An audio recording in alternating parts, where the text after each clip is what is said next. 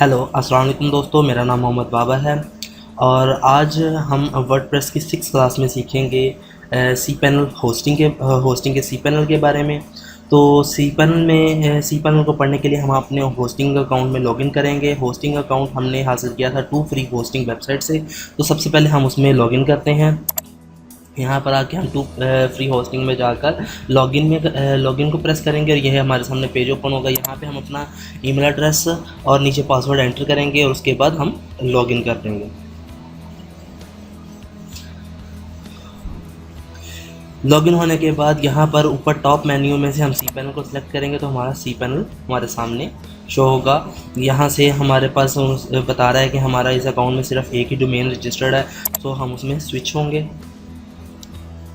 तो इसके अंदर हम जो मेन चीज़ें हैं उसी को डिस्कस करेंगे। यहाँ पर जो हमारे अकाउंट्स के अंदर अकाउंट्स के हवाले से कुछ टूल्स हैं, हम उसको पढ़ेंगे। इसमें सबसे इम्पोर्टेंट चीज़ जो होती है वो हमारी डिटेल्स होती है। सो डिटेल्स को हमने फाइंड आउट करना है कि डिटेल्स में हमारा डीएनएस ट्रांसफ़र हम इसी तरीके से करते हैं। ये नेम सर्वर ट्रांसफ़र जो हमने यहाँ से की थी, जैसे कि हमने पिछले ट्यूटोरियल में पढ़ा था। ये हमारी वेबसाइट डिटेल्स है, सारी वेबसाइट डिटेल मिलेगी आपको। ये ईमेल डिटेल्स है, यहाँ पे आपका ईमेल में अपनी एंटर कर दें, क्योंकि जब हम किसी होस्टिंग खरीदते हैं तो उसके साथ हमें ईमेल का भी हम उसमें अपना अकाउंट बना सकते हैं।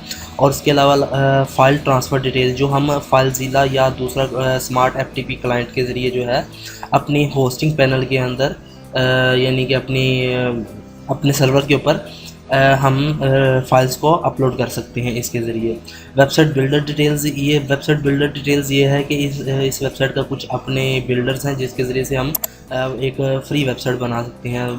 फ्री वेबसाइट बनाने के लिए हम ज़्यादातर यूज़ करते हैं वर्डप्रेस, तो हम इसके बिल्डर को यूज़ नहीं करेंगे। सिंपल इसमें और कोई चीज़ ज़्यादा इंपॉर्टेंट नहीं, सिर्फ इसमें हमारी डिटेल्स हैं। और एक गेटिंग स्टार्टेड ट्यूटोरियल्स हैं कि हम इसके अंदर किस तरीके से ट्यूटोरियल को हम इसको किस तरीके से होस्टिंग को यूज़ कर सकते हैं।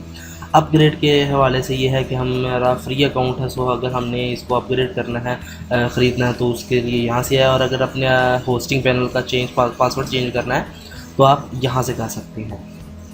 इसके अलावा नीचे फेसबुक है और ट्विटर, और ये जो मज़ीद इसके टूल्स हैं ये ज़्यादा इंपॉर्टेंट टूल्स नहीं हैं। ये सिर्फ इनके फेसबुक पेज को हम विज़िट कर सकते हैं इसके थ्रू से, और ट्विटर पेज को फॉलो कर सकते हैं। और ये सारा कुछ ये इनकी फॉलो या सोशल मार्केटिंग आइकन है।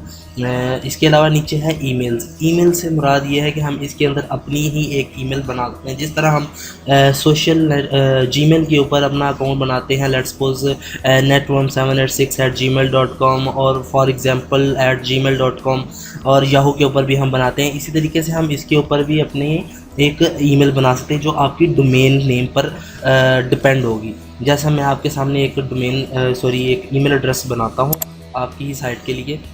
तो यहाँ पर आएंगे, यहाँ पर मैं लिखूँगा सिंपल एडमिन, सिंपल यहाँ पे लिख देता हूँ एडमिन, और आगे यहाँ पे आपको नज़र आ रहा है @onlinetutor.tk। जब मैं इसको बनाऊँगा यहाँ पे हम अपना पासवर्ड रख लेते हैं, जो भी रखना चाहते हैं, और अगेन पासवर्ड लिखेंगे।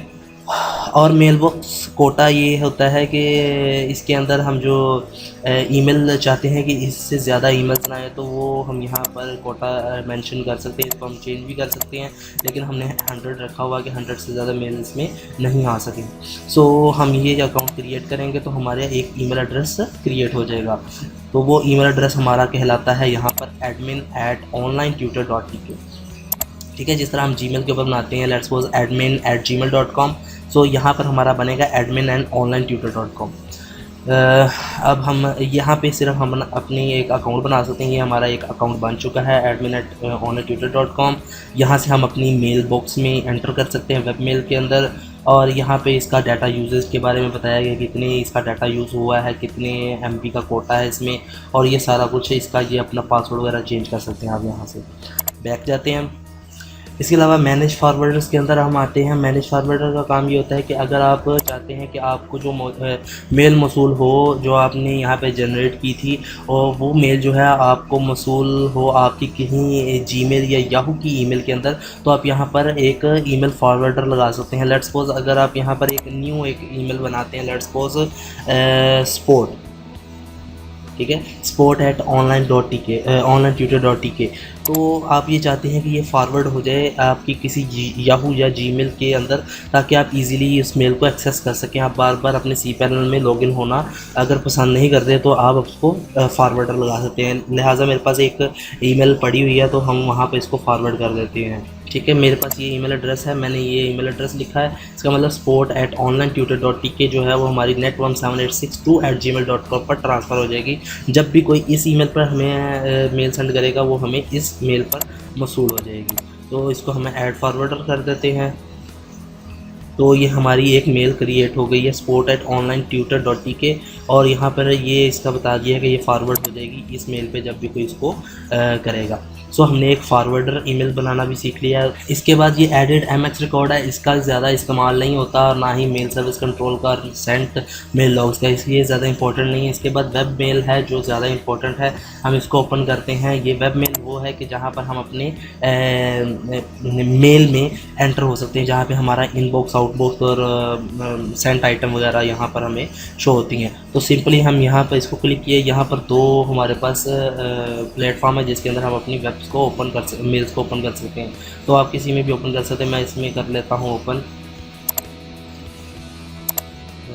स्क्वायरल मेल, इसके अंदर ओपन कर ले तो ये हमारी इनबॉक्स है। ये सारा जब भी आपको मेल वगैरह आपके वो sport@onlinetutor.tk पे या आपको admin@tutor.tk पे onlinetutor.tk पर जो है आपको मेल करेगा वो यहाँ पर मौसूल होगी आपको। ठीक है, सो यहाँ पर हमने एक वेब मेल के अंदर ईमेल्स को भी हमने डिस्कस कर लिया है। इसके अलावा आती है हमारे पास डोमेन्स भी हमारे पास बहुत ही इम्पोर्टेंट एक टॉपिक है इसके अंदर। तो सबसे पहले हम सब डोमेन्स को डिस्कस करते हैं। सब डोमेन्स में हमारे पास सबसे पहले मैं ओपन करता हूँ। सब डोमेन का काम ये होता है कि हम एक ही डोमेन की कुछ सब डोमेन्स बना सकते हैं, वो कुछ भी हो सकती हैं और जितनी मर्ज़ी आप बना सकते हैं। तो सबसे पहले मैं आपको इसको बनाने का तरीका बताता हूँ। जैसे कि आपको नज़र आ रहा है कि http:// के दरमियान और onlinetutor.tk से पहले ये जो है हम एक और पेज बना सकते हैं। लेट्स सपोज मैं स्टोर बनाना चाहता हूँ इस वेबसाइट के ऊपर STORE, तो सिंपली मैं इसको लिखने के बाद क्रिएट करूँगा। तो इसको ओपन करने का तरीका क्या होता है, ये हमारा लिंक बन जाता है store.onlinetutor.tk। मैं आपको इसको ओपन करके दिखाता हूँ। यहाँ पे मैं लिखता हूँ सिंपल store.onlinetutor.tk। तो यहाँ पर जब हम आएंगे तो ये पेज बिल्कुल ब्लैंक है क्योंकि इसके ऊपर अभी हमने कोई चीज़ इंस्टॉल नहीं की। onlinetutor.tk पे तो हमने वर्डप्रेस इंस्टॉल कर लिया था, लेकिन store.onlinetutor.tk पे हमने कोई चीज़ इंस्टॉल नहीं की। ये हमारी एक अलहदा से एक न्यू डोमेन बन चुकी है, लेकिन ये न्यू डोमेन onlinetutor.tk के साथ ही ओपन होगी, तो इसलिए हमें इसको सब डोमेन कहना पड़ता है। सो ये होती है हमारी सब डोमेन। इस तरीके से हम अपनी सब डोमेन को जनरेट कर सकते हैं। और सब डोमेन के ऊपर भी हम उसी तरीके से इसको सब डोमेन को हम दो तरीक़ों से ओपन कर सकते हैं। store.onlinetutor.tk लिख के ओपन कर सकते हैं, या सिंपल हम onlinetutor.tk लिख कर / डालकर स्टोर लिख कर हम इसको फिर भी ओपन कर सकते हैं। तो ये दोनों तरीक़ों से हम जो है अपनी इस डायरेक्टरी को ओपन कर सकते हैं, यानी इस डोमेन को ओपन कर सकते हैं। सो ये हमने डोमेन बनाना सीखा। इसके सब डोमेन किस तरीके से बनाते हैं। इसके अलावा पार्ट डोमेन्स है जिसका हमें ज़्यादा इस्तेमाल नहीं होता। इसके बाद ऐड ऑन डोमेन्स है। ऐड ऑन डोमेन्स का मतलब है कि आप इसी डोमेन के साथ एक और डोमेन ऐड कर सकते हैं। यहाँ पर आप इसकी अपनी प्रीमियम डोमेन ले सकते हैं या फ्री होस्टिंग डोमेन को ही आप बना सकते हैं। सो आप एक डोमेन के साथ दूसरी डोमेन बना सकते हैं। ये सब डोमेन से इसलिए मुख्तलिफ होती है कि इसमें आप प्योर एक न्यू साइट बना सकते हैं। लेट्स सपोज अगर हमने एक साइट बनाई थी onlinetutor.tk, तो आप एक में बना सकते हो onlineteacher.tk लेट्स सपोज, तो वो अलग एक डोमेन हम इसके थ्रू से एंटर कर सकते हैं। और अगर आपके पास अपनी कोई आपने .tk से कोई परचेज़ किया तो आप यहाँ से एक और इसके साथ इसी होस्टिंग के अंदर उस डोमेन को भी अटैच करवा सकते हैं। सो इसका मतलब है कि हमें न्यू किसी डोमेन के लिए एक न्यू होस्टिंग की ज़रूरत नहीं होती, बल्कि हम एक ही होस्टिंग के अंदर एक से ज़्यादा डोमेन्स को अटैच करवा सकते हैं। और रीडायरेक्टर्स का काम क्या होता है कि अगर आपने अपनी कोई डोमेन हम बाय कर ली है, जिस तरह ये onlinetutor.tk, आप ये चाहते हो कि ये वाली जो डोमेन है ये कहाँ पर रीडायरेक्ट हो जाए, तो आपके पास अगर कोई डोमेन है तो आप वहाँ पे इसको रीडायरेक्ट करवा सकते हैं। लेट्स सपोज आपके पास यहाँ पे डोमेन है मैं मिसाल दे रहा हूँ google.com। तो आप जैसे ही इसको लिखोगे ऑनलाइन ट्यूटर डॉट टी के ऐड, इसको अगर मैं ऐड करता हूँ तो जैसे ही आप ऑनलाइन ट्यूटर डॉट टी के को लिखोगे तो वो सीधी आपकी google.com पर चले जाएगी। लेकिन हम इसको अभी रीडायरेक्टर नहीं लगाना चाहते। ये उस वक्त होता है जब आप कोई न्यू डोमेन ख़रीद लेते हो, अपनी पेड डोमेन ख़रीदते हो, तो ये उसके लिए होता है, ताकि आपके जो इस डोमेन पर आने वाले विजिटर्स हैं वो भी ख़राब ना हो, और जिनको आपकी न्यू डोमेन के बारे में नहीं पता अभी, तो वो अपने ब्राउज़र में यही लिंक लिखें तो वो आपके न्यू डोमेन के ऊपर ऑटोमेटिकली ट्रांसफ़र हो जाएगी। तो ये हमारे रीडायरेक्टर का काम था। सो आज हमने इस क्लास में हमने सीखा अकाउंट्स के बारे में, ईमेल के बारे में और डोमेन्स के बारे में। सो नेक्स्ट क्लास में हम मज़ीद टूल्स के बारे में पढ़ेंगे। तो तब तक के लिए मुझे इजाज़त दीजिए। मुझे उम्मीद है कि आप लोगों को ये ट्यूटोरियल पसंद आया होगा। मज़ीद टिप्स एंड ट्यूटोरियल्स के लिए जो है हमारी वेबसाइट seco.com को विज़िट करते रहा करिएगा। तब तक के लिए मुझे इजाज़त दीजिए। अल्लाह हाफ़िज़।